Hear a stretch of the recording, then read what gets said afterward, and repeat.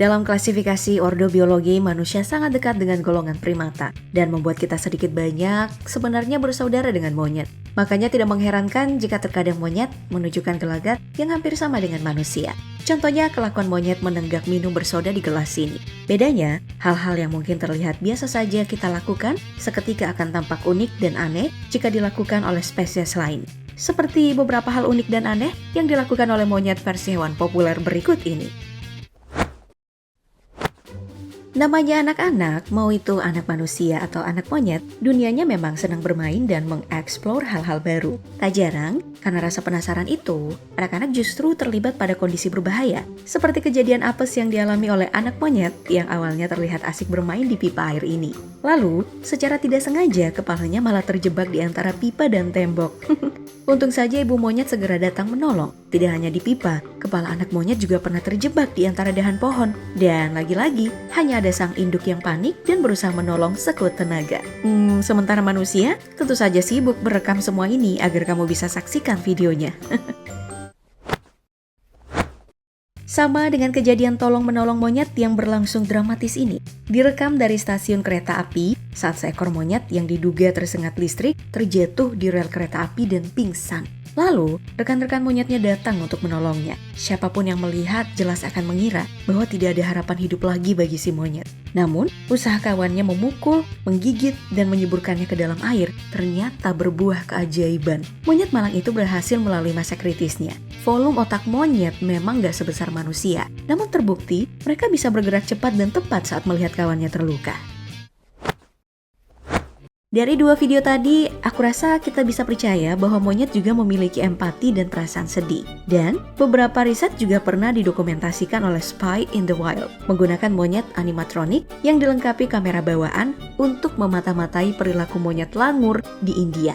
Temuannya mengejutkan sekaligus haru saat monyet mata-mata tidak sengaja dijatuhkan oleh seekor monyet yang berperan menjadi pengasuhnya. Mereka yang mengira monyet mata-mata buatan itu telah mati, sekawanan primata kecil seketika tampak bersedih, lalu saling menghibur dalam pelukan yang suram. Ini mungkin bisa menunjukkan bahwa ternyata selama ini bukan hanya manusia yang berkabung untuk sesamanya yang mati. Sedihnya. Namun, primata yang berduka atas kematian sesamanya sebenarnya bukanlah fenomena yang baru-baru amat. Banyak spesies primata yang juga menunjukkan tanda kesedihannya, seperti ekspresi sedih yang ditunjukkan induk monyet ini saat anaknya mati. Meski ada juga kelakuan induk-induk monyet yang cukup aneh. Alih-alih bersedih dan menjaga anaknya yang sakit, para induk monyet ini justru membawa mayat-mayat anaknya berpindah dari satu tempat ke tempat lain. Agak psycho ya. Hingga saat ini, perilaku ibu monyet membawa mayat anaknya masih menuai perdebatan. Apakah mereka benar-benar sadar anaknya telah mati? Belum ada yang tahu pastinya.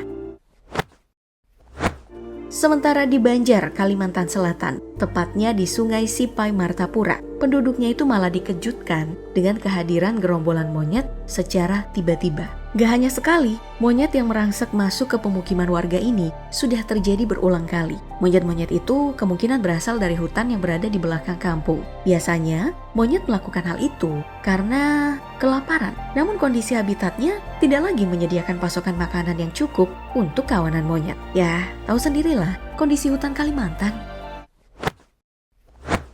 Monyet memang kadang bersikap agresif, namun itu bukan tanpa sebab ya. Beberapa monyet di tempat wisata umumnya akan bertindak menguntit dan mengambil barang pengunjung. Entah itu makanan, topi, bahkan handphone. Mereka baru akan mengembalikan barang yang diambil bila ditukar sama makanan. Para monyet sepertinya belajar dari kebiasaan manusia ya, yang suka memberi makan saat berkunjung ke kebun binatang atau tempat wisata. By the way, ada nggak sih di sini yang barangnya pernah dirampas sama monyet?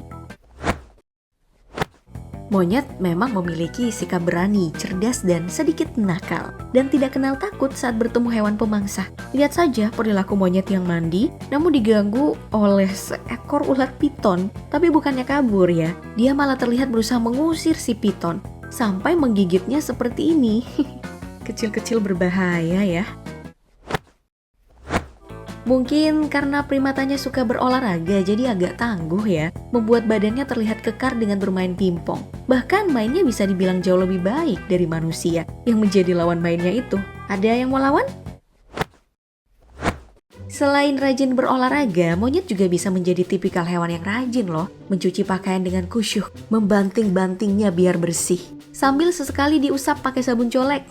Udah kelihatan kayak Mas Mbak Laundry yang pencuci profesional ya. Tapi itu ngomong-ngomong, pakaian siapa sih yang dicuciin, Nyet? Ya, capek nyuci, waktunya makan. Kali ini menunya bukan pisang seperti yang biasa disantap para monyet, namun sayuran. Wow, jangan-jangan dia vegetarian ya. Tapi kalau diperhatiin, monyet yang satunya agaknya terlalu banyak makan. Badannya tuh sampai melar, gak sehat karena obesitas. Wah. Monyet-monyet di Jepang ini lain lagi nih kelakuannya. Monyet-monyet di Jigokudani Monkey Park ini di pegunungan Yamanouchi, Nagano suka banget berendam dan menghangatkan diri di tempat ini. Sampai-sampai mukanya udah pada memerah karena suhu airnya bisa mencapai 100 derajat Celcius. Makanya, wisatawan yang datang ke sini tidak diperkenankan untuk ikut berendam. Dan jangan coba-coba memberi makan apalagi menyentuhnya, karena itu sangat dilarang di sana.